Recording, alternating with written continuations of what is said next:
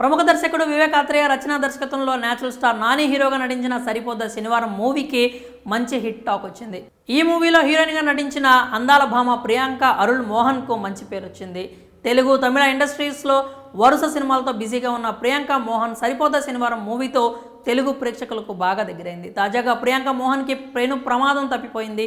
కాస్త అలర్ట్గా లేకపోతే ప్రాణాలే దక్కేవి కాదు అంటూ ప్రత్యక్ష సాక్షులు తెలిపారు. ఇంతకీ ఆమెకు ఏం ప్రమాదం జరిగింది, ఎలా ప్రమాదం నుంచి బయటపడ్డారు అనే విషయం గురించి తెలుసుకుందాం. వివరాల్లోకి వెళ్తే మహబూబాబాద్ జిల్లా తొర్రూరు పట్టణ కేంద్రంలో కాసం షాపింగ్ మాల్ ప్రారంభోత్సవానికి సరిపోద్ద శనివారం మూవీ హీరోయిన్ ప్రియాంక మోహన్ ముఖ్య అతిథిగా విచ్చేశారు. ఈ ప్రారంభోత్సవ కార్యక్రమంలో అపశృతి చోటు చేసుకుంది. స్టేజ్ పైకి ఎక్కిన ప్రియాంక అభిమానులకు అభివందనం చేస్తున్న సమయంలో స్టేజ్ ఒక్కసారే కుప్పకూలిపోయింది. దీంతో స్టేజ్ పై ఉన్నవారంతా ఒకరిపై ఒకరు పడిపోవడంతో గాయాలయ్యాయి. ఈ ప్రమాదంలో హీరోయిన్ ప్రియాంక సురక్షితంగా బయటపడ్డారు. కాకపోతే ఎమ్మెల్యే యశస్విని అత్తమ్మ పాలకుర్తి నియోజకవర్గ కాంగ్రెస్ పార్టీ ఇన్ఛార్జ్ ఝాన్సీ రెడ్డి కాలు విరిగింది.